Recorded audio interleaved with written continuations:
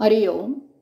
भगवद्गीता बोध योगदास श्री जयगणेश जोशी यांनी केलेले निरूपण. अध्याय 5. कर्मसन्न्यास योग. ओम श्री परमात्मने नमः. अथ पंचमोऽध्यायः. जय योगेश्वर. परमात्म्याला नमस्कार. अध्याय 5. श्लोक क्रमांक 12. युक्तः कर्मफलं त्यक्त्वा शान्तिमाप्नोति नैष्ठिकीम्. आयुक्तः कामकारेण फले सक्तां निबध्यते. योगयुक्त कर्मफलाचा त्याग करतो, त्यामुळे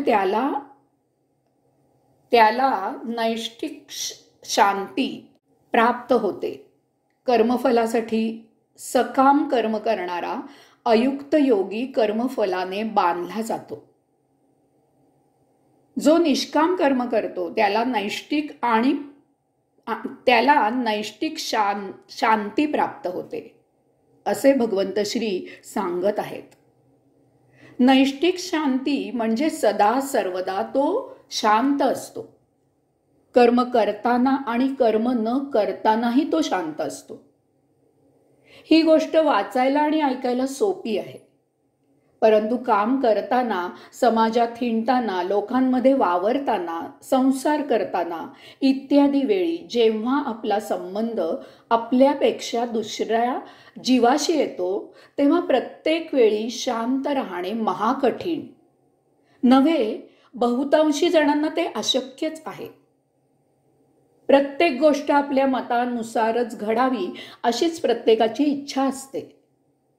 अशा वेळी स्वतःच्या भावनांनाच प्राधान्य दिले जाते. दुसऱ्याच्या विचारांना गौण लेखले जाते. तसेच स्वतःपेक्षा इतरांना बुद्धी जास्त असू शकते हा विचार अहंकारामुळे मान्य होत नाही. त्यामुळे स्वतःच्या विचाराविरुद्ध वर्तन झाले की शांती ढळते, क्रोध येतो. तो अनेक मार्गाने व्यक्त केला जातो. यामुळे कलह माजण्याव्यतिरिक्त आपल्या हाती काहीही लागत नाही. कलह करून जसा काही वेळेला आपला जय होतो, तसाच काही वेळेला आपल्याला हार पत्करावी लागते. सगळे दिवस सारखे नसतात. ज्या दिवशी जय मिळतो त्याच दिवशी आपणच आपल्या पराभवाची नांदी सुरू करून ठेवलेली असते. हे त्यावेळी जय मिळाल्याच्या नादात लक्षात येत नाही. जेव्हा पराभवाची वेळ येते तेव्हा असह्य यातना होतात. अहंकाराला धक्का बसतो. जोडीला मानसिक आजार उद्भवतो. जेव्हा आपण एकटे असतो त्यावेळी तर शांत राहणे ही मोठीच कसोटी असते. मनुष्य जेव्हा अगदी एकटा असतो, त्याच्या आजूबाजूला कोणीही नसते, त्याच्या हालचाली पाहण्यासाठी, निरखण्यासाठी कुणीही नसते, तेव्हा तो काय काय चेष्टा करतो ते ज्याचे त्याने स्वतःशीच पडताळून पाहावे.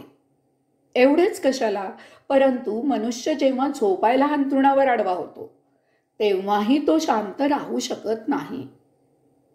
मनुष्य एकटा असला की त्याच्या डोक्यात असंख्य विचारांचे काहूर माजते. या सर्वाला एकच कारण असते, ते म्हणजे आसक्ती, कर्मफलाची इच्छा,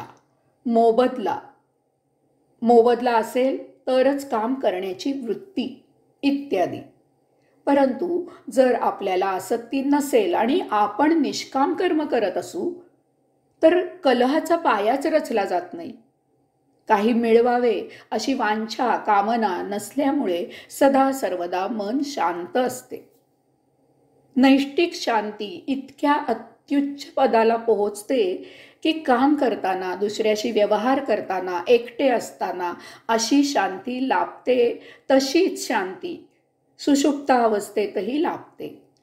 आपण झोपलो आहोत हे आपण शांत चित्ती अनुभवू शकतो. ही शांतीची परम उपलब्धी असते. दुसऱ्याने काही खुडूक करावे आणि आपली शांती त्याच्या हातात असावी. आपण एकटे असावे आणि आपली शांती बिघडावी.